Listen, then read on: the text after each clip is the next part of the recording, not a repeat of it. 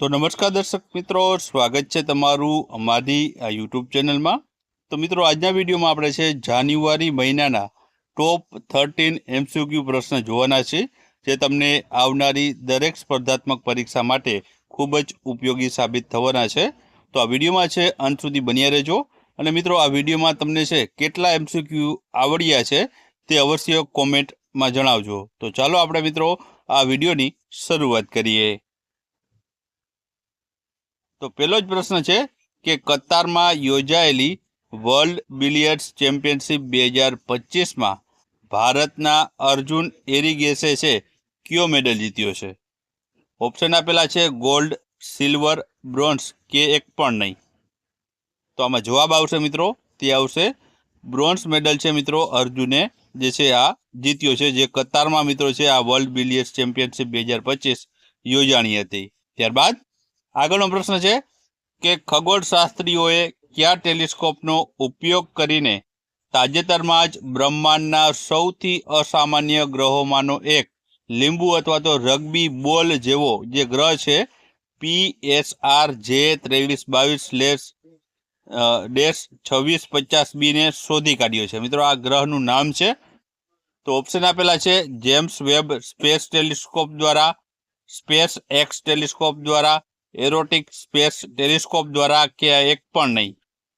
તો આમાં જવાબ શું આવશે મિત્રો? તો જવાબ આવશે આમાં ઓપ્શન એ આવશે, જેમ્સ વેબ જે સ્પેસ ટેલિસ્કોપ છે એની મદદથી છે આ નવો ગ્રહ છે જે લીંબુ અથવા તો રગ્બી બોલ આકારનો છે તેને છે મિત્રો શોધી કાઢવામાં આવ્યો છે। ત્યારબાદ આગળનો પ્રશ્ન છે કે તાજેતરમાં જ કોની ગુજરાતના નવા ઇન્ચાર્જ ડીજીપી તરીકે નિમણૂક કરવામાં આવી છે? તો આમાં ઓપ્શન આપેલા છે અનિલ ચૌહાણ, વિકાસ સહાય, નિર્જા ગોટરુ કે ડોક્ટર KLN રાવ। તો આમાં જવાબ આવશે, તે આવશે ઓપ્શન ડી આવશે, ડોક્ટર KLN રાવ છે તેઓની મિત્રો છે ગુજરાતના નવા ઇન્ચાર્જ ડીજીપી તરીકે નિમણૂક કરવામાં આવી છે। ત્યારબાદ આગળનો પ્રશ્ન છે કે બિહારનું પ્રથમ સુપર કોમ્પ્યુટર પરમ રુદ્ર છે તે ક્યાં લોન્ચ કરવામાં આવ્યું છે? તો ઓપ્શન આપેલા છે IIT Madras, IIT Gandhinagar, IIT Bengaluru કે IIT પટના। તો આમાં જવાબ શું આવશે મિત્રો? તે જવાબ આવશે આમાં ઓપ્શન ડી આવશે, IIT પટના ખાતે મિત્રો છે તે આને લોન્ચ કરવામાં આવ્યું છે। ત્યારબાદ આગળનો પ્રશ્ન છે કે INS વાઘસીર સબમરીનમાં સફર કરનાર શ્રીમતી દ્રૌપદી મુર્મુ છે તે ભારતના કેટલામાં રાષ્ટ્રપતિ છે? ઓપ્શન આપેલા છે પ્રથમ, બીજા, ત્રીજા નંબરના કે ચોથા નંબરના। તો આમાં જવાબ શું આવશે? તો આમાં જવાબ આવશે ઓપ્શન બી આવશે, બીજા નંબરના તેઓ છે તે રાષ્ટ્રપતિ રહેલા છે। ત્યારબાદ આગળનો પ્રશ્ન છે કે T20I ક્રિકેટમાં 4000 રન પૂર્ણ કરનાર સ્મૃતિ મંધાના ભારતની કેટલામી મહિલા ખેલાડી બની છે? ઓપ્શન આપેલા છે પ્રથમ, બીજી, ત્રીજી કે ચોથા નંબરની। તો આમાં જવાબ આવશે મિત્રો, તે આવશે ઓપ્શન એ આવશે, તે પ્રથમ નંબરની મહિલા ખેલાડી બની છે જેમણે T20I ક્રિકેટમાં 4000 રન પૂર્ણ કર્યા હોય। ત્યારબાદ આગળનો પ્રશ્ન છે કે ભારતીય AI સંશોધન સંસ્થા ઇન્ડિયન AI રિસર્ચ ઓર્ગેનાઇઝેશનની સ્થાપના છે તે ક્યાં કરવામાં આવી છે? તો ઓપ્શન આપેલા છે નવી દિલ્હી, મહારાષ્ટ્ર, ગિફ્ટ સિટી કે કોલકાતા ખાતે। તો આમાં જવાબ આવશે, તે આવશે ઓપ્શન સી આવશે, ગિફ્ટ સિટી ખાતે છે આની સ્થાપના કરવામાં આવી છે। ત્યારબાદ આગળનો પ્રશ્ન છે કે ભારતમાં 8મું રાજ્ય પગાર પંચ રચનાર ભારતનું પ્રથમ રાજ્ય કયું છે? ઓપ્શન આપેલા છે ગુજરાત, મહારાષ્ટ્ર, આસામ કે કોલકાતા। તો આમાં મિત્રો જવાબ આવશે, તે આવશે ઓપ્શન સી આવશે, આસામ રાજ્ય છે જે 8મું પગાર પંચ રચનાર ભારતનું પ્રથમ રાજ્ય બન્યું છે। ત્યારબાદ આગળનો પ્રશ્ન છે કે વિશ્વના સૌથી મોટા ઓપન એર થિયેટર તરીકે જાણીતો ધનુયાત્રા જે મહોત્સવ છે તે કયા રાજ્યમાં યોજાય છે? ઓપ્શન છે બિહાર, રાજસ્થાન, ઉત્તર પ્રદેશ કે ઓડિશામાં। તો આમાં મિત્રો જવાબ શું આવશે? તો આમાં જવાબ આવશે તે આવશે ઓપ્શન ડી આવશે. ઓડિશા ખાતે છે મિત્રો આ મહોત્સવ યોજાય છે. ત્યારબાદ આગળનો પ્રશ્ન છે કે અમદાવાદ ઇન્ટરનેશનલ ફ્લાવર શો 2026ની થીમ છે તે શું રાખવામાં આવી છે? તો ઓપ્શન આપેલા છે ભારત એક ગાથા, ભારત કા સાથ, ગુજરાત કી સુગંધ કે એક પણ નહીં. તો આમાં જવાબ શું આવશે? તો આમાં જવાબ આવશે મિત્રો તે આવશે ઓપ્શન એ આવશે. ભારત એક ગાથા છે તે આની થીમ રાખવામાં આવી હતી. ત્યારબાદ આગળનો પ્રશ્ન છે કે NTCAના ડેટા અનુસાર વર્ષ 2025માં ભારતમાં કુલ કેટલા વાઘના મૃત્યુ નોંધાયા છે? ઓપ્શન આપેલા છે 155, 156, 167 કે 166. તો આમાં જવાબ શું આવશે? તો આમાં જવાબ આવશે મિત્રો ઓપ્શન ડી આવશે. 166 જેટલા વાઘોના મૃત્યુ છે આ ડેટા અનુસાર છે તે થયા એવું મનાય છે. ત્યારબાદ આગળનો પ્રશ્ન છે કે સ્ટેનફોર્ડ યુનિવર્સિટીના 2025ના ગ્લોબલ AI વાઇબ્રન્સી ટૂલ મુજબ ભારત કયા ક્રમે છે? ઓપ્શન છે પહેલા ક્રમે, બીજા ક્રમે, ત્રીજા ક્રમે કે ચોથા ક્રમે. તો આમાં જવાબ આવશે તે આવશે ઓપ્શન સી આવશે. ભારત છે આમાં ત્રીજા ક્રમ ઉપર રહ્યું છે. ત્યારબાદ આગળનો પ્રશ્ન છે કે જાપાનને પાછળ છોડી વિશ્વનું ચોથું સૌથી મોટું અર્થતંત્ર કોણ બન્યું છે? તો ઓપ્શન આપેલા છે ચીન, ન્યુઝીલેન્ડ, ભારત કે શ્રીલંકા. તો આમાં જવાબ આવશે મિત્રો તે આવશે ઓપ્શન સી આવશે. ભારત છે તે ચોથા નંબરનું જે છે સૌથી મોટું અર્થતંત્ર બન્યું છે જાપાનને પાછળ છોડીને. ત્યારબાદ આગળનો પ્રશ્ન છે કે INSV કોન્ડિચેની પ્રથમ દરિયાઈ સફર કયા બે સ્થળો વચ્ચે થઈ રહી છે? તો ઓપ્શન આપેલા છે Porbandar Muscat, Kutch Africa, Jamnagar Australia કે એક પણ નહીં.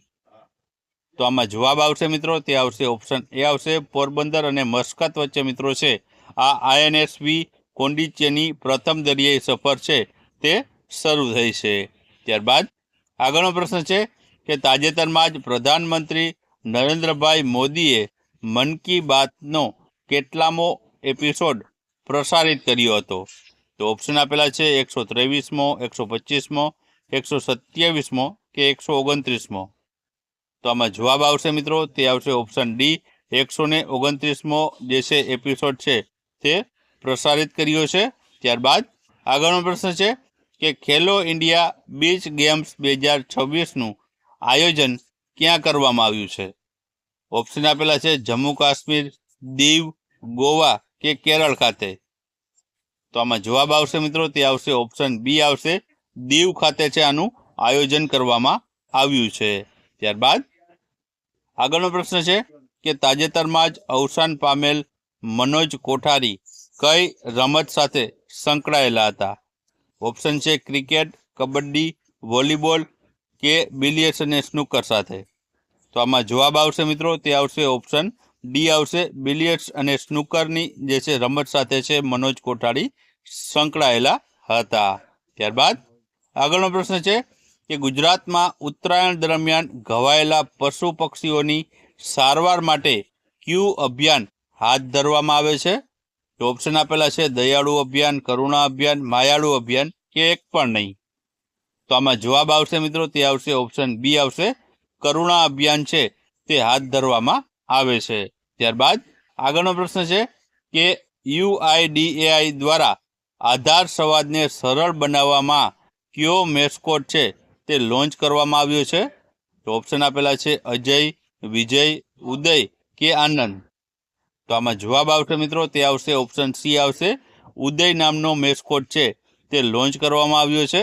ત્યારબાદ આગળનો પ્રશ્ન છે કે આંતરરાષ્ટ્રીય ક્રિકેટમાં 650 સિક્સ મારનાર તે વિશ્વનો પહેલો ખેલાડી કોણ બન્યો છે? તો ઓપ્શન આપેલા છે વિરાટ કોહલી, રોહિત શર્મા, અભિષેક શર્મા કે અજય જાડેજા. તો આમાં જવાબ આવશે મિત્રો તે આવશે ઓપ્શન બી આવશે. રોહિત શર્મા બન્યો છે જેમણે આંતરરાષ્ટ્રીય ક્રિકેટમાં 650 સિક્સ માર્યા હોય. ત્યારબાદ આગળનો પ્રશ્ન છે કે ઓસ્કર 2026 માટે બેસ્ટ પિક્ચર શ્રેણીમાં કુલ કેટલી ભારતીય ફિલ્મો પાત્ર ઠરી છે? તો ઓપ્શન આપેલા છે 4, 5, 6 કે 7 ફિલ્મ. તો આમાં જવાબ આવશે મિત્રો, તે આવશે ઓપ્શન બી આવશે, 5 જેટલી ફિલ્મો છે જે પાત્ર ઠરી છે. ત્યારબાદ આગળનો પ્રશ્ન છે કે ભારતનું સૌથી મોટું એઆઈ ડેટા સેન્ટર છે તે ક્યાં બનાવવામાં આવશે? ઓપ્શન આપેલા છે રાજકોટ, અમદાવાદ, જામનગર કે સુરત ખાતે.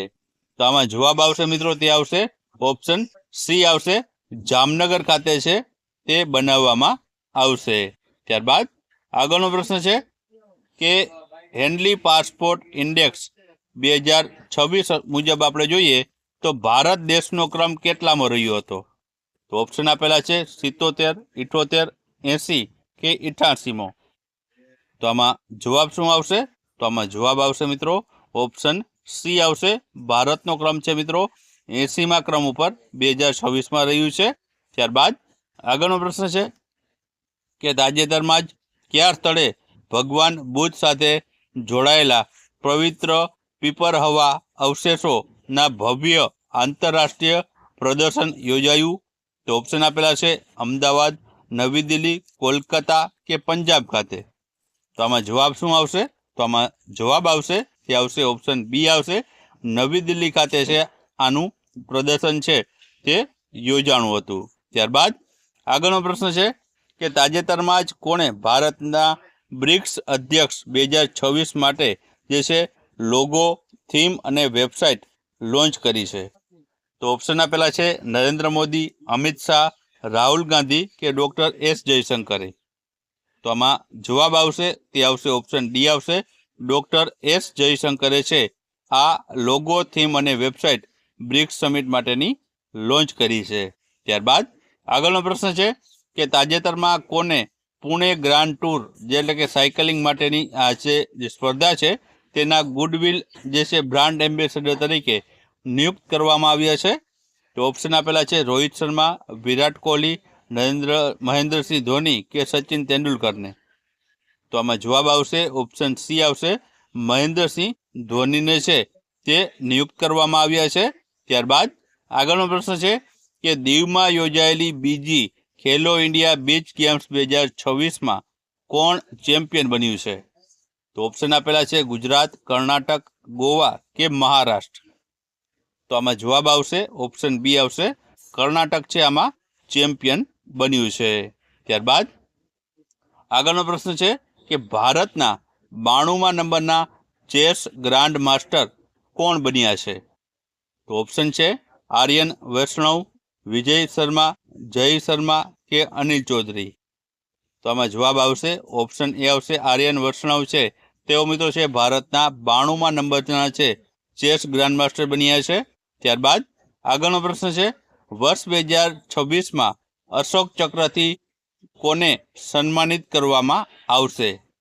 તો ઓપ્શન છે ગ્રુપ કેપ્ટન શુભાંશુ શુક્લાને, અનિલ શર્માને, વિજય મર્ચન્ટને કે ચંદ્રેશ ગોયલને. તો આમાં જવાબ આવશે મિત્રો ઓપ્શન એ આવશે, ગ્રુપ કેપ્ટન શુભાંશુ શુક્લા છે તેઓને છે 2026માં અશોક ચક્રથી છે તેઓને સન્માનિત કરવામાં આવશે. ત્યારબાદ આગળનો પ્રશ્ન છે કે 77મો પ્રજાસત્તાક જે દિવસ છે તેના મુખ્ય અતિથિ કોણ હતું? તો ઓપ્શન આપેલા છે ઉર્સુલા વોન ડેર લેયન, એન્ટોનિયા લુઇસ સાન્તાસ દ કોસ્ટ, એ અને બી બંને કે એક પણ નહીં.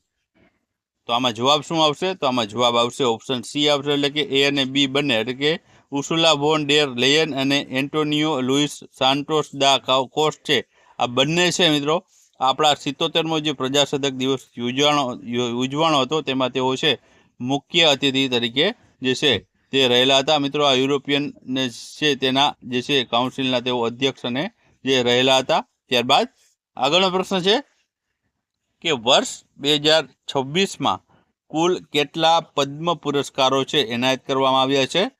તો ઓપ્શન આપેલા છે 122, 145, 131 કે 128. તો આમાં જવાબ આવશે તે આવશે ઓપ્શન સી આવશે, 131 જેટલા વ્યક્તિઓને છે 2026માં પદ્મ પુરસ્કાર આપવાની જાહેરાત છે તે કરવામાં આવેલી છે.